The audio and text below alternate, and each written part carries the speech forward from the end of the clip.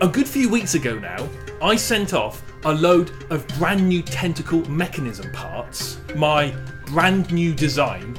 I told you about that. The parts that will kind of sit up here to drive everything, off to Shapeways to be 3D printed. I did spend a long time trying to figure out if I could actually make these parts myself, but it being a kind of domey cog, I just couldn't do it. So 3D printing was the best approach. Annoyingly, they won't arrive until kind of the 8th, 9th of May. So until then, let's do some clay, shall we?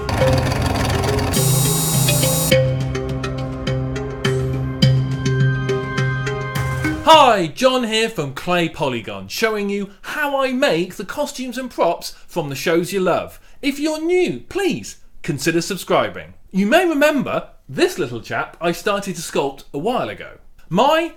I've said this before, I'll say it again, my master tentacle needs to be made. My master tentacle needs to be made from a soft material. Therefore, the mould has to be a hard material. Therefore, again, what you make, your master you make to be moulded, also needs to be a soft material. Clay. I was going to sculpt, a yay long section of tentacle perfectly. Mould it, cast it in silicone, cast multiples, join them together, and make my master tentacle using that approach. It seemed like a good idea, but in hindsight, I didn't think of a lot of things, like how neat will the join between the silicone pieces be?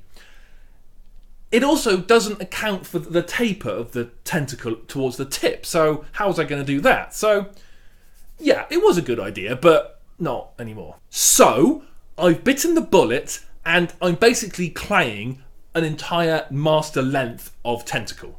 Yes, it's hard. Yes, the suckers are going to drive me potty, but in the long run, when it is done, I think this is the best approach. I should have done this from the start. How am I going to do it? Well, basically, the same way I did this guy.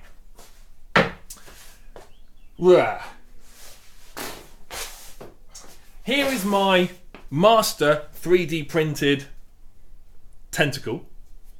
Very nice it is, apart from the end, which got a bit damaged. I've moulded this in 2-part silicone. I got me a wooden dowel from B&Q and I planed the tip to a point. Using my very trusty hot clay in the microwave oven approach, like I've done a few times on these videos. And here's the resulting pole. Yeah, it's not very good. Some would say it's rubbish, but it does get me 60% of the way there very quickly. And all I have to do now is just tidy it up. The size, the shape, the scale, it's all there. I just have to, spend a while tidying it up. I better get started, I suppose. It's a glorious day. It's 23 degrees out there. I should be outside enjoying the sun, but I'm not. I'm doing this tentacle. It won't get done otherwise. It's going to take me ages. Yeah. You know what? I'm going to put the Easy Allies podcast on. Link down below. I listen to them all the time when I'm doing this. Whenever I'm doing a time lapse, I'm normally listening to an Easy Allies podcast. They're brilliant guys. Everybody should watch the Easy Allies. Big shout out. So, thank you to the Easy Allies for entertaining me whilst I work on things like this. But for legal reasons, I'm sure I can't have it on in the background whilst the camera's on. So I'm going to mute the audio and speed things up.